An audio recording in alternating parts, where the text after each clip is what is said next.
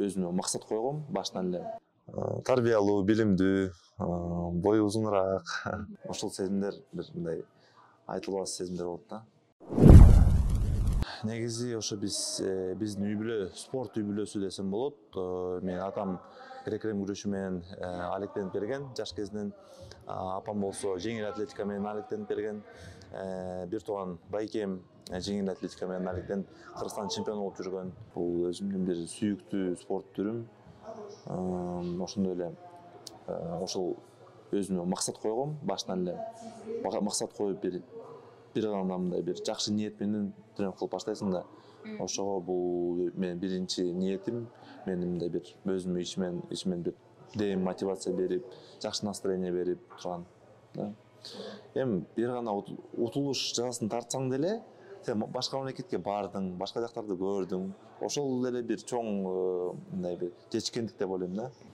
Ушул жылы биздин силер өзүңөр билгендей эле Айбек уулу Кубанычбек 66 кг салмакта Тбилиси Гранд Сламда биринчи орунду алды.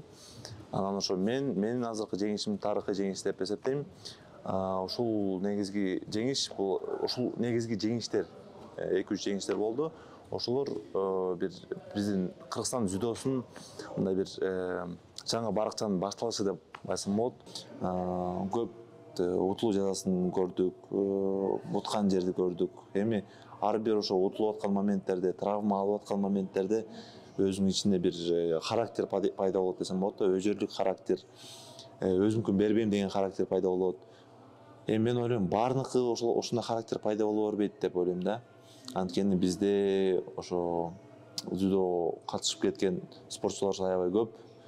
Бирок ошонун ичинен 1-2 эле адам чыгат деп ойлойм да. Олимпиаданын деңгээлине, ошо Азия оюндарынын деңгээлине чыга турган балдар аз негизинен. Ошол бүт нерсе сенин характериңнен деп ойлойм да. Сенин спорттук характериң болсо, өзөрлүк болбосо, чоң жетишкендиктерге жете албайсың деп ойлойм да. Бул бир чоң жоопкерчиликтин алып алганбыз өзүбүзгө ошо Азия оюндарына баратканда элечи. Мага чейинки күндөрдө биздики негизи 3 күн өтөт да турнирлерибиз. Мага чейинки күндөрдө биринчи, экинчи күн биздин балбандарыбыз кичине мындай жакшы өзүн көргөзө албай калды. Анан 3-күн бир гана мага эле бир мындай бир чоң жоопкерчилик болду десем болот да. Анткени мен азыркы курама команданын капитаны болом. Мага бир чоң жоопкерчилик болду да. Ошол биринчи орунду алып, анан биздин байрагыбыз өйдө көтөрүлгөндө ошондой бир чоң мындай орусча айтканда облегчение болду да мен үчүн. Негизи мен кыйкырайын дегем. Мен бир мындай чоң бир эмоциялар келди. Ошол эмоциялар дагы эле ошол ичимде турат десем болот да. Бирок ошо финалдык беттеште Өзбекстандын балбаны менен чыктым. Аны менен биз жакшы мамиледебиз да.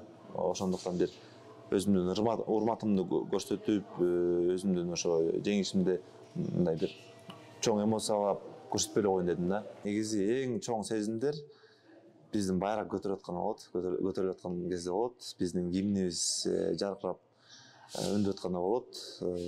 Ошол сезимдер бир мындай айтылбас сезимдер болот да.